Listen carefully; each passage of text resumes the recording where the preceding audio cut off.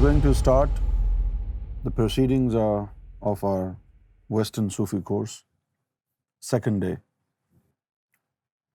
Self-actualization basically is evaluating yourself.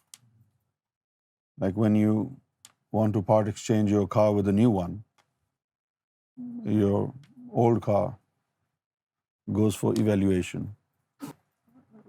To know your worth, that is actually self-actualization. And then, like in the United States of America, everybody pursues the American dream. So they know what they're aiming for in their life. So self-actualization actually is to be able to suss out your innermost desire, to be able to hear your innermost desire. What actually do you want in your life? The most important thing in you, in your life. And then fulfillment of that burning desire is self-actualization. Evaluate yourself. And these are the points. Yesterday we discussed acceptance, and we also discussed equanimity, and then we discussed humanitarianism. Today we are going to discuss authenticity. Authenticity is to do with authenticating yourself, authenticating your behavior. For example, your normal character is normally different to a character that you somehow or other modify at the time of adversity. You behave differently when you're in trouble. Let me give you a very simple example. Some people, when they're hungry, they become very, very impatient, and their behavior changes. So when you're hungry and your behavior changes, it means you are not authenticating yourself. You're not being your true being. When you're hungry, you need to make sure that this hunger does not affect on anything relating to you. I give you another example. You know, these commandos in armed forces, and also the spies, those who are involved in espionage, they go through a vigorous type of training. And one component of the training is to go through this process of sleep deprivation. And they keep themselves awake for many nights. And after 48 hours, they go for a test, the brain test. If deprivation of sleep is affecting its brain or the ability to think straight, in that moment in time, you need to authenticate the potential of your brain. And you only pass that exam when, even after 3 or 4 days of sleep deprivation, you behave normally. There is no sign of tiredness. There is no sign of lack of sleep. Nothing. That's how you gain expertise in sleep deprivation.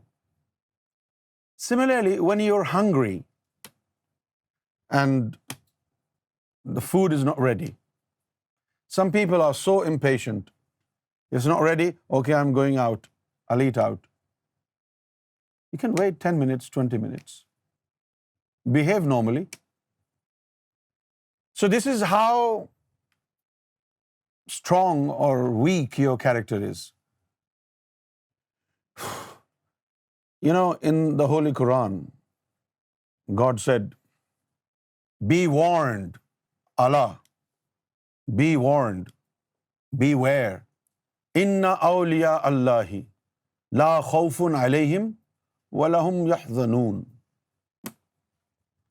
Those that I befriend with authenticate their character in all seasons, in all conditions.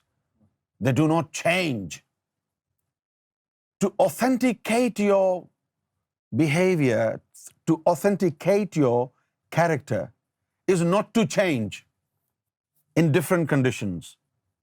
Either the condition is favorable or the condition is unfavorable. How to authenticate yourself? Normally you're a cool dude, but when a little tiny calamity strikes, you lose your temper. So you do not know the art of authenticating your character. In order to be a spiritual man, you need to learn to authenticate yourself. No matter how hard it gets, no matter how hard it gets and how adverse the conditions are, you must be able to authenticate your character. You want to make sure that at the time of adversity, in the unfavorable climate, you do not degrade yourself. You do not change your behavior. If your behavior changes from one condition to another, from one season to another, then your character is really, really vulnerable. It is easily affected. It is easily affected by the outside world. A man of God, a spiritual man, remains the same. Let me give you a story from Sheikh Abdul Qadir Jilani radiyallahu ta'ala anhu. Ghaus-e Azam radiyallahu ta'ala anhu was a great Sufi saint. He was born in Iran, but then he migrated to Iraq. And he became the leader of all Sufis. And by profession, he was a trader, a businessman. Once some of his companions came and told him something. And after he heard the news, he slightly bent his head over his heart and meditated for some time. And then he lifted his head again and said, "Thank God." And then some time later, the same companions, the same disciples appeared before him and said something in his ears, sort of whispered. Again, he went into the meditative form. He meditated for a few minutes, lifted his head again, and said, "Thank God." Now, some of the disciples who saw both events, they asked him, according to our faith, we must remain grateful to God at all times, good or bad. We must be grateful. We must show our gratitude to our Lord, whether we suffer from a loss or we gain something. And you did the same thing. But we couldn't understand one part which was in the middle. Why did you have to give a gap of few minutes before you could say, "Thank God"? Why did you meditate? Why did you bend forward on your heart? What did you do? And Ghaus-e Azam radiallahu ta'ala anhu said, they came and they told me that we suffered from a loss in business. So instantly, I wanted to check if my heart was still intact in remembrance of God, or whether it was affected by the sad news. But when I looked into my heart and I saw that my heart was still busy in remembering God. And that was the thing that I thanked God for. Because the bad news did not affect on my spiritual status. The bad news did not affect on my spiritual condition. And then for the second time when they came, they told me that we had wonderful gains in business. And then again I wanted to know whether the good news is not affecting my spiritual condition.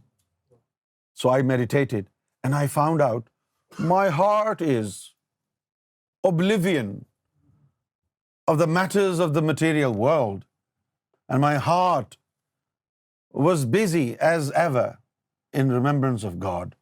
This is why I thank God. So this act of Sayyidina Ghaus-e Azam radiallahu ta'ala anhu is a living proof that before any calamity strikes or after any calamity strikes, he would make sure that he authenticates himself, that he is still on his character, that he still is in the same frame of mind as he was before the bad news, before the good news. This is authenticating yourself. I have given you a couple of examples. Do you think this particular point is sinking in your head? It's just not a piece of knowledge. It is an invitation to everybody who is partaking in this Western Sufi Course to adopt it. No matter what happens in your life, your character should not change. I give you another example. Muhammad sallallahu alayhi wasallam, the Prophet of Islam, he went to a city called Taif. It's not far from Mecca. And people of Taif were really, really bad. Really bad people. But God asked him to go there and give those bad people the message. So the Prophet went there, and what happened? They made fun of the Prophet, and they provoked all the youngsters of the city to go after Prophet Muhammad, pester him, torture him, stone him. And they were pelting stones at Prophet Muhammad, and his entire body was injured, badly wounded, and bleeding all over his body. And he was bleeding so badly and dangerously that his shoes were filled with his blood. Now, at this point, God sent Archangel Gabriel, and the Gabriel came and said, "O Prophet of God, these people have really misbehaved with you. If you allow me, I can kill them all right now." And the Prophet replied to him, "No, God has sent me as blessings for the entire humankind. They misbehaved with me because they do not know me. Don't you think this is sunnah of Prophet Muhammad? What is sunnah? Not to change your behavior,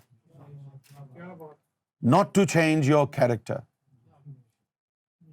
no matter whether the conditions are favorable or unfavorable.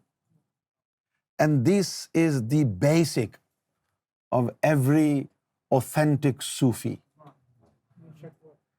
You cannot change his behavior, no matter how ugly you are. In all conditions, first thing you do, that you authenticate yourself. Because the chances are, when the conditions are not favorable, your behavior will change. It is highly likely that at the time of adversity, the character and your behavior changes. But for a Sufi, you have this check and balance machine. You know, at the time of adversity, you are likely to see an alter in your behavior. So you must authenticate immediately. Must authenticate yourself and make sure that no calamity, no adversity at any time should leave any negative impact on you, and your behavior must not change. Because in this world, we have people who have this ability to bring the worst out of yourself. They bring the worst out of yourself. They will compel you to be as ugly as they are. They will not say, please be as ugly as me. No. By their behavior, they will torture you, they will torment you, so much so that you will feel compelled to retaliate. And when you retaliate, this is when you're likely to slip off your character. This is when you're likely to slip off your normal behavior. But a true Sufi, whose heart is the domicile of God, he is being given this weapon, the moral weaponry, to keep your character and your behavior intact. So at the time of adversity, you must, as a Sufi, authenticate yourself. Tell yourself. You cannot degrade yourself. But tell me now, is it not true that at the time of adversity and when you have bumped into a bunch of problems, all of a sudden your behavior changes and your character is not the same? It's very temporal though, but there must not be any change if the character is strong. If the character is strong, then you should not allow anything to bring any changes in your behavior and character. And this is how you become a strong character. And this is what God said about His friends. لَا خَوْفٌ عَلَيْهِمْ وَلَا هُمْ يَحْزَنُونَ. They are fearless and they do not celebrate any loss. وَلَا هُمْ يَحْزَنُونَ means they are not affected by adversity. They remain the same. Sarkar bought a new Land Cruiser. And somebody came and said, Sarkar Mubarak ho, Sarkar, he was congratulating the Lord and said, Sarkar, congratulations, you bought a new. And Sarkar said to him, nothing is changed. I am the same Gohar Shahi who was sitting on a sheet of cloth on Karachi Kent railway station 30 years ago. I am the same Gohar Shahi. And at that time when Sarkar said, Gohar Shahi does not change, I didn't know what Sarkar meant. But this is what Sarkar means. Sarkar is talking about authenticating your character. Some people, when they have no wealth, when they're very poorly, they're very meeky, by circumstances. But the moment they get a little bit of money, they change the way they walk. They change the way they talk.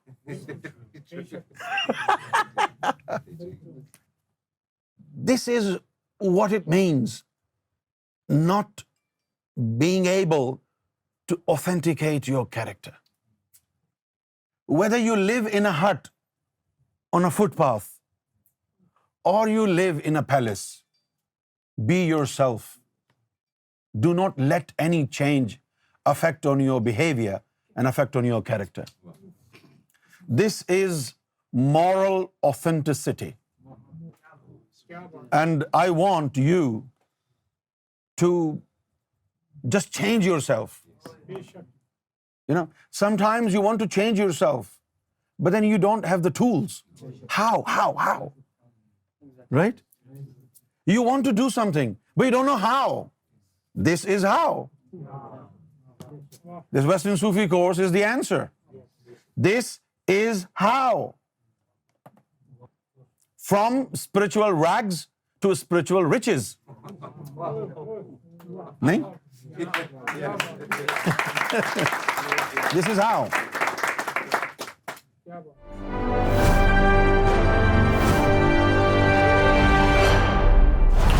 TV, bringing light, love, and peace in your life.